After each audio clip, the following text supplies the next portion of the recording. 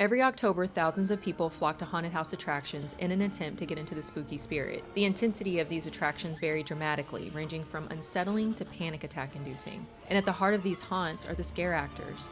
Each night they get into costume and completely immerse themselves into their creepy characters to give customers a night that they'll never forget. But sometimes the true monsters are the people behind the costumes. Today we're talking about scare actors who hid their dark secrets behind a mask and used the haunted attractions as their hunting grounds. Hey everyone, welcome back to my channel. My name is Summer Sanchez, and starting today I will be bringing you a brand new video every single day through Halloween. And if you want to know when I upload each new video in the series, please consider subscribing and turning on notifications. Today we're talking about the case of Morgan Fowler, also known as Trickster the Clown. The Field of Screams was a haunted attraction located in Lake Elsinore, California at Diamond Stadium. Diamond Stadium is the home of the minor league baseball team, the Lake Elsinore Storm, and the Field of Screams was started as a way to use the stadium during off-season. The attraction made its debut during the Halloween season of 2009, and it was pretty successful. This October at the Storm Stadium in Lake Elsinore, prepare yourself for Field of Screams, the haunted stadium. Experience the terrifying Bloodstorm Alley, Funhouse of Fear, the Chop Shop Slaughterhouse, and nightly entertainment for the kiddies. Gates open at 7. Visit hauntedstadium.com and get your tickets today. Within the first couple of years, the Field of Screams had proven to be a pretty big success, and in an attempt to take it to the next level, 2 new people were brought in as sort of haunted house consultants. But unfortunately, this would prove to be a huge mistake. These 2 people were Jeremy and Zachary Ball, identical twin brothers who were well known in the area for their love of all things scary. By the time the 2 were in 5th grade, the brothers were putting together little haunts in their friends' backyards. One haunt they put together at their parents' house when they were in 8th grade brought in more than 200 people. After high school, the haunts got a little bigger and a little more elaborate, and in 2009 they set up a large attraction at their parents' home, and this one did really well. Over 1,700 people showed up to walk through their haunted maze, and this is really when their careers started to take off in a significant way. They became known as the Bloodshed Brothers, and they started a YouTube channel where they would upload daily vlogs. I don't really know what the vlogs were exactly about because their account has been wiped clean. I'm assuming that most of the content centered around haunted houses, and Zach and Jeremy became very popular. They were like celebrities within the haunt community. They would go to conventions and stuff, and they would have all of these people approaching them, telling them how much they loved their YouTube channel and how amazing their attractions were. I'm Jeremy, I'm Zach, and we're known as the Bloodshed Brothers. And what's new this year here is we have 4 mazes instead of 3, 2 scare zones again. All the mazes are a little bigger and a little better. Actually, one maze is double in size this year. And we have a brand new ride simulator called The Last Ride, where you lay inside a coffin, and that's pretty much all this means.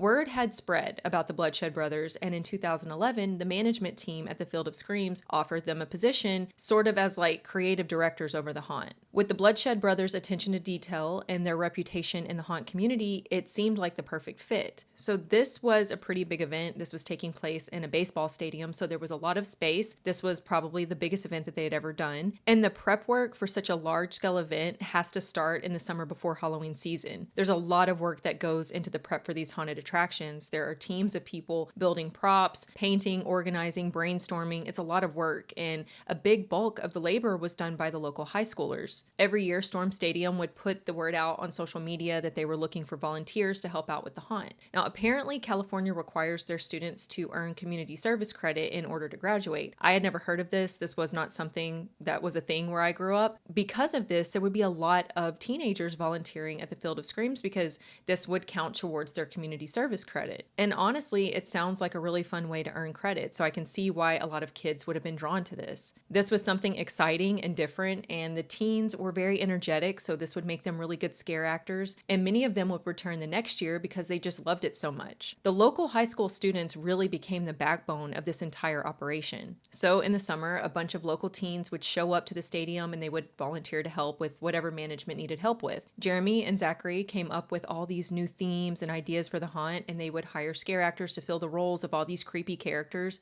and many of the high school students would fill those roles. And everything was great. or so it seemed. But behind the scenes, the Bloodshed Brothers were preying on the teenage girls. Now, unfortunately, I don't really know much about Jeremy Ball. However, we do know that Zachary Ball was 100% a predator. He used his position at the Field of Screams to his advantage, and he started preying on the very young girls who worked for him. Just keep in mind that some of these girls are as young as 14 years old, and these brothers are in their early to mid 20s at this point. So like I said, the prep work for this haunt would start in the summer, and tons of teenage volunteers would show up to help out. And the way that they would act around these girls was absolutely disgusting. First of all, they were always hanging around the girls and flirting with the girls, which should have been a red flag right off the bat. Why would a couple of 20-something-year-old men be constantly hanging around 14 and 15-year-old girls? But you will see that this is a theme in this video because none of the other adults ever spoke up to save these girls. In fact, it's thought that some of the other adults that were working there might have actually been involved in what goes on to happen. So the Bloodshed Brothers were just out the gate acting inappropriately with literal children that were working under them. And the fact that, for one, they were the bosses of the haunt, this created a messed up power dynamic. And Zach and Jeremy were very well known in the community. Like I said, they were like local celebrities within the haunt community.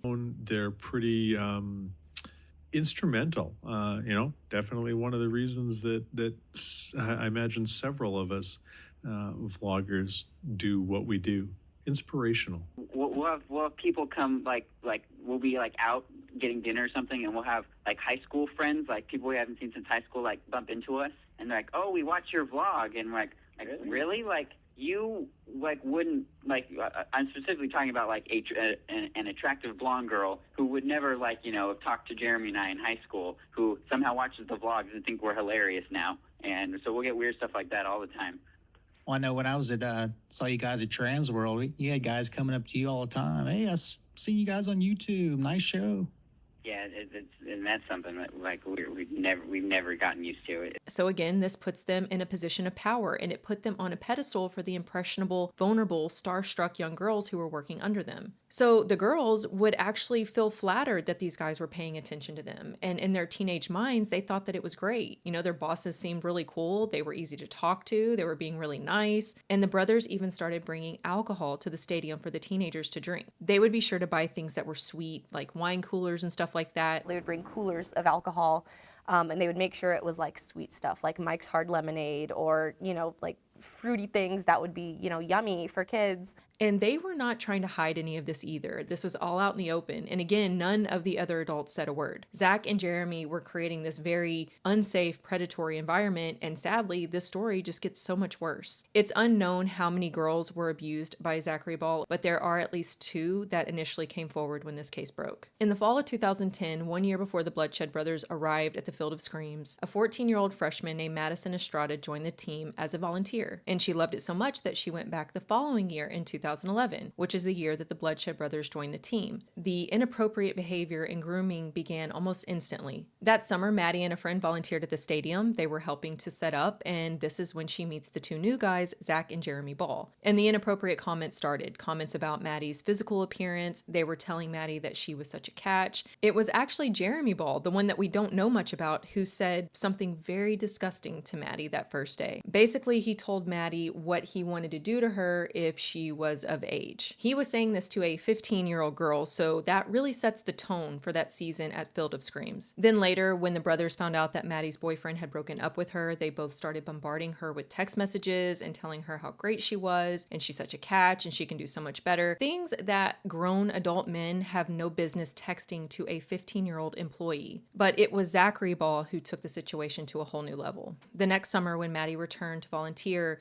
he fully started abusing her. And Zach was manipulating Maddie. He was telling her how different she was from the other girls and how she was so mature for her age. And he is, of course, telling her all of this to convince her that even though she's super young, this is fine because she's actually just as mature as an adult. He manipulated her into this very twisted and disturbing situation, and I would imagine that Maddie felt like she was trapped. At just 16 years old, she says Zach Ball pressured her into a sexual relationship. He was 24. Is this man a predator? Absolutely. Absolutely. And I was a kid. And just having this abusive man be the only person that I could rely on for advice or comfort, and he didn't even give that to me. Now, even though this abusive relationship is a secret, it's really not. It was more like an open secret, at least around the haunted house. Most of the other workers knew what was happening. In fact, Zach would often brag to the other guys about how he and Maddie were sleeping together. And he would tell his friends that it was okay because Maddie's parents were fine with their relationship, which for one, who cares if parents are fine with it? It was still illegal. But also, Maddie's parents didn't know about it. That was just a flat out lie. For all Maddie's parents knew, she was just working at the haunt like normal and everything was totally fine. And over time, Maddie started pulling away from her family, and Zach is just more and more becoming in control of Maddie's life. And remember, Maddie is not the only girl that Zach had done stuff like this with. Another woman later came forward to share her story about Zach Ball. She said that she had been volunteering at a haunt one year, and Zach pulled her into a dark room and started making out with her, and she was only 14 years old when that happened. Bree Drumright worked at the Bloodshed Brothers attraction in high school and says Zach Ball led her into an empty room at the haunted house to make out. I was 14. It still hurts.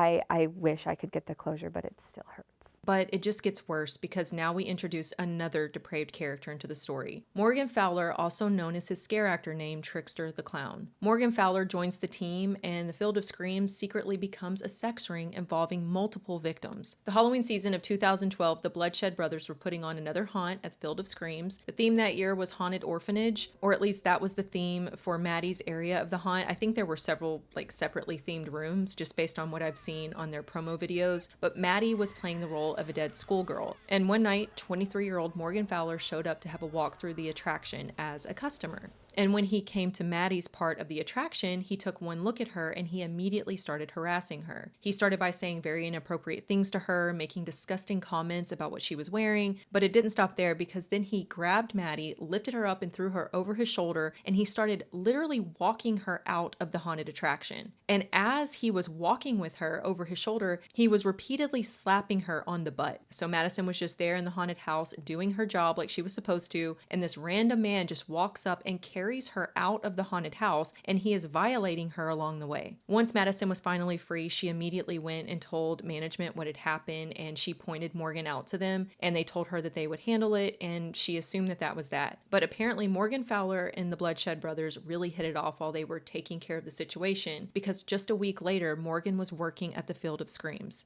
and he and the Bloodshed Brothers got to be very, very close. It's been said that Morgan became like the third Bloodshed brother, and he worked for them for years after that. Morgan adopted the persona of Trickster the Clown, and he was really into this part. He was pretty dedicated to this character. I think his appearance changed some because I've seen pictures of different clown masks, and the Field of Screams became Morgan's hunting ground, and he would go on to assault several young women and teenage girls over the years. This was kind of a pivotal point for Field of Screams because Morgan took the predatory work environment from really bad to unbelievably disturbing. Now, the research before Morgan joined the Field of Screams is a little foggy. I think that he had worked at other haunts prior to this, and it's likely that he did have other victims prior to this also, but I just don't know any details about that. But we do know that when he joined Field of Screams, he started preying on his coworkers. And it became obvious that Morgan Fowler was a deeply disturbed individual, and he would actually tell people that his dream was to create a masochistic society where he was the leader. All of the people beneath him would live to serve him and him alone, and he would control them and live out his fantasies using violence and humiliation. As far as I can tell from what I've read, Morgan actually seems like more of a sadist than a masochist just based on what he goes on to do, but this is pretty much what Morgan did. He started his very own sex cult complete with a dungeon and everything. Morgan built an actual dungeon in the garage of his home, and we will come back to that in a bit. He would throw these really crazy parties at his house, and he would invite all of these underage girls, and he would be sure to have lots of alcohol and lots of drugs at these parties. He would get these girls very intoxicated and into these really vulnerable positions, and then he would assault them. Some of Morgan's victims were only 14 years old when this all started. Like I said, he tended to target the young teens that worked with him at the haunted house, and he would identify their insecurities. He would use his charm, and he would manipulate and brainwash them into trusting him, and they would come to view Morgan as this really important person. And just like with the Bloodshed Brothers, Morgan would have been looked up to by the younger staff members because he was really close with the Bloodshed Brothers. He was very involved in the haunt, plus he was older than them, so he probably seemed, more mature. A lot of girls were successfully lured into Morgan's web, and once they were in, he demanded total obedience. The way that he was keeping control over these girls was by telling them that, they could trust him. He was the only person who cared for them, that no one else actually loved them. Typical abusive behavior. Some of the girls moved into Morgan's home with him, and he forced them to basically be his sex slaves. He also coerced the girls to sign a contract, and they had to do everything he said, exactly when and how he said to do it, or they would be punished. And remember, Morgan is a sadist, so he gets off on seeing others in pain and being humiliated, and so any chance he got to punish the girls, he would take it. Now, I spent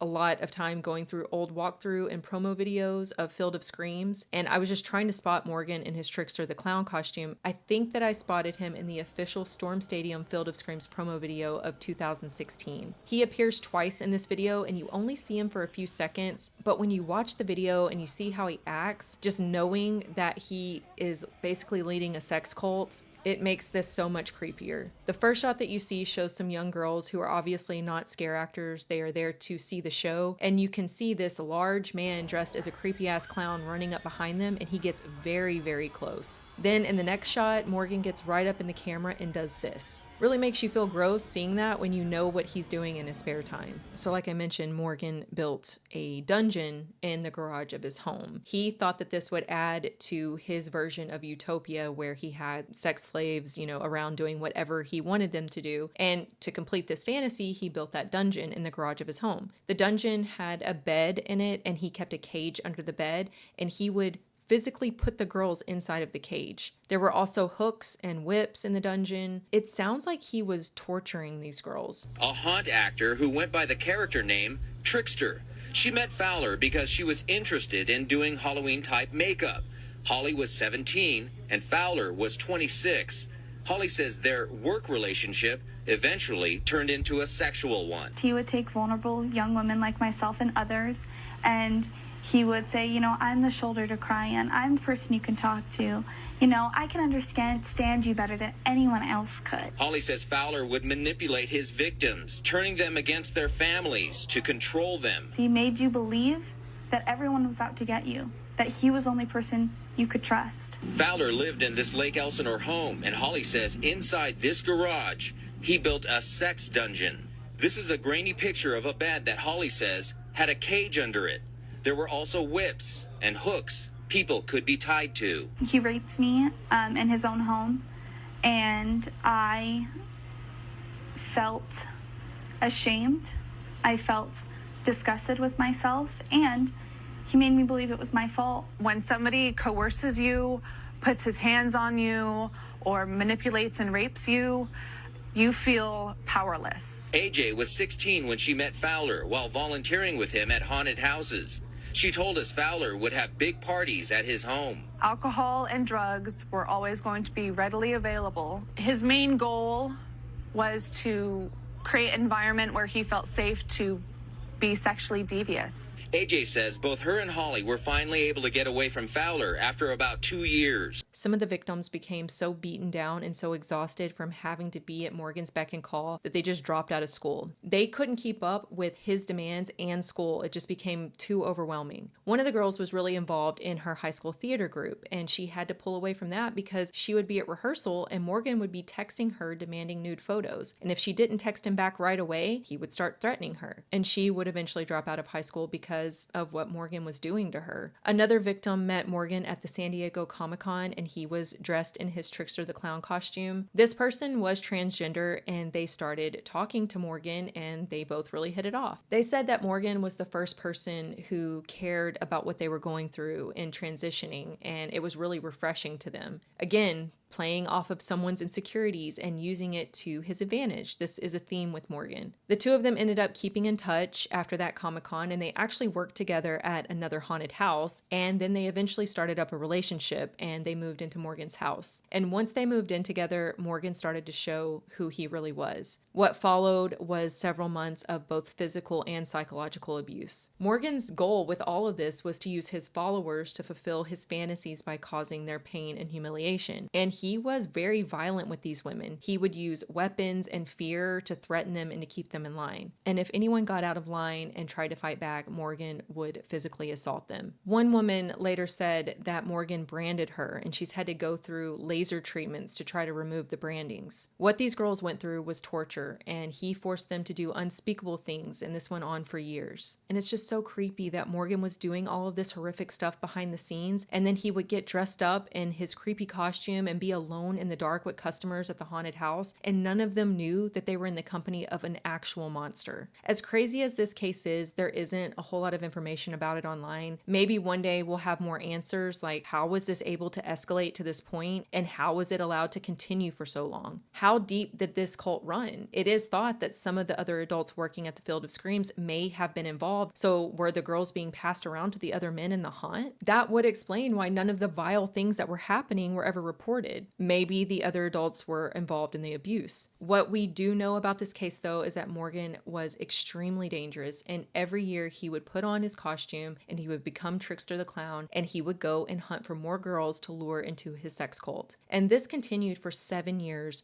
totally unchecked. And then one day in 2019, police got an anonymous tip that a man named Morgan Fowler was involved in producing disturbing images of children, and this led to the start of an investigation. But once investigators started looking into Morgan, they started finding a trail of victims, and they realized that this was something much bigger than they originally thought. This went far beyond what they initially started investigating. This man had a dungeon in his house, and he had been assaulting minors and women for years. Initially, they found 3 underage victims who were willing to come forward to give their account of what Morgan had done to them, but by the end, a total of 14 underage girls and 4 adult women had come forward with their own horrific accounts of abuse at the hands of Morgan Fowler. And it's highly likely that there are more victims out there. And this is actually how Zach got busted for his abuse of minors as well. When the news about Morgan broke, Maddie, who at this point in 2019 had managed to escape Zachary, she came forward with her own story. And she told investigators what Zach Ball had done to her, that he had abused her starting at the age of 16. Zach was arrested for sexually abusing a minor, and there were multiple charges brought against him. He ended up taking a plea deal, and he pleaded guilty to 1 of the charges, and the rest were dropped.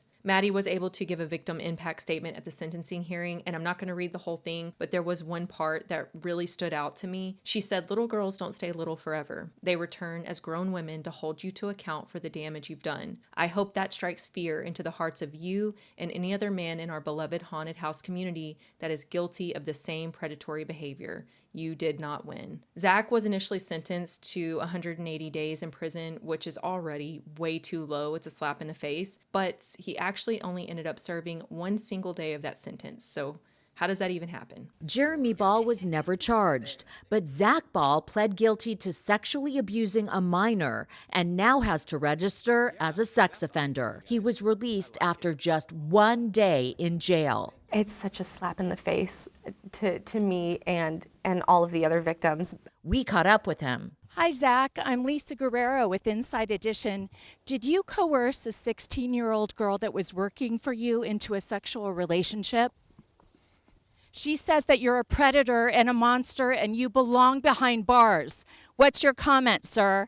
He didn't want to talk. And I'm assuming and hoping that his days of running haunted houses are over. I did see someone mention online that he and his brother were doing a haunted house in 2021, so I'm not really sure what they're doing now, but someone like him has no business being where children are, especially alone in the dark. Jeremy and Zachary have since deleted all of their social media, and they have completely wiped their YouTube channel. The channel is still up on YouTube, but there are no more videos, and they had hundreds of videos. Maddie was harassed online by some of the Bloodshed Brothers fans when the news of Zach's arrest broke. People were actually accusing her of just being a jealous ex-girlfriend. They were saying she was in the relationship freely and she's just making something out of nothing. Sick stuff coming from people with weird parasocial relationships with these content creators. But Maddie seems to be thriving now. She's an amazingly strong person, and she is still very much a part of the haunt community. She's gone on to do amazing things. And as for Trickster the Clown, police found evidence in his house that backed up everything the victim said, and he was arrested, and his bail was set at $1 million, although I've seen some sources say that it was set at $7 million. Of course, he could not pay that, and so he sat in prison. So like I said, 18 victims ended up coming forward, and these victims ranged in age from 14 to 31 years old. Morgan was initially charged with 57 felony charges in the beginning, including several rape charges, rape by force using fear and injury, several serious physical assault charges. In the end, Morgan took a plea deal, and in exchange, the 57 charges were reduced down to 18. During the sentencing hearing, some of the victims were allowed to give impact statements, and one of the victims said, "He worked hard to make me hate myself.